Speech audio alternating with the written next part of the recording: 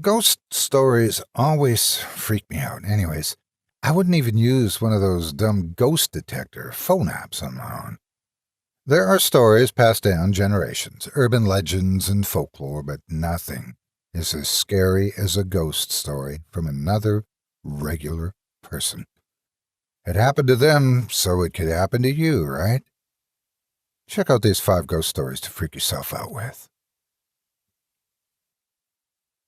Adam. When my daughter was 2, I found her twirling paper towel tubes, tied with twine, in the air.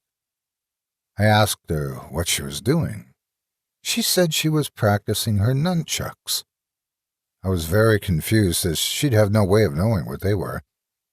I asked her what she meant, and she said that Adam had told her how to make them, and showed her each night how to use them. She went on to say that Adam told her to practice because she may need to know how to defend herself someday. I almost freaked out, but asked her what Adam looked like. She said he was tall, blond, and had blue eyes. She said, "Mommy, you know what he looks like. You know him. He died of a headache." I had to leave the room. You see, 4 months before she was born, my tall, blonde, blue-eyed martial arts pro friend had died of a brain aneurysm at the age of 27. She has not spoken of him since that day, so I'm not sure if I scared her with my reaction or if she had completed her lessons. The school bus. So we're driving from Tijuana to Sonora late at night. I fall asleep and wake upon hearing my mom say, "Is that real? How can they drive that way?" And my dad just replying, "I don't know. Why would he be driving like this at this hour?" I opened my eyes a little bit and saw a very creepy school bus driving in front of us, at the middle of the desert with all the windows broken and pieces of plastic all around. My parents decided to pass the bus because he was going slower than we were. It was dark, so we couldn't see who was driving. He hit the accelerator and left the creepy bus behind. We waited at a rest stop about 45 minutes for the bus to pass. The road had no turns, so you had to pass this gas station. It never did. Ouija board. We did about 3 Ouija board sessions in our dorm freshman year. After that, we started hearing carousel music, growling, laughing, all when we were in our dorm alone. My roommate, Jackie, also heard a little girl singing along to a song with her when she was driving. Also, one night, she felt a child grab her hand. Throughout all of this, I kept seeing apparitions. A man in uniform standing next to my closet, and a girl with long black hair standing at the foot of my bed.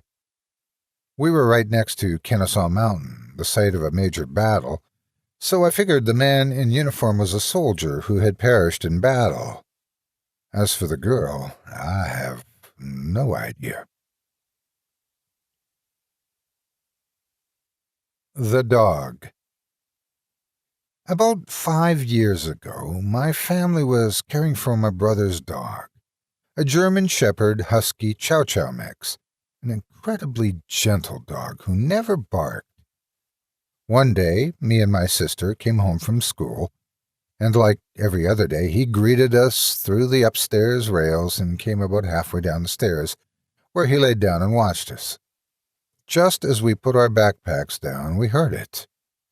The little spot upstairs right before the steps that let you know you weren't alone creaked.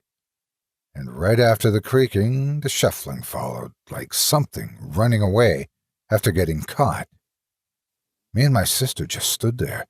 I wanted to scream and run out of the house, but we stood there, frozen, not knowing what to do.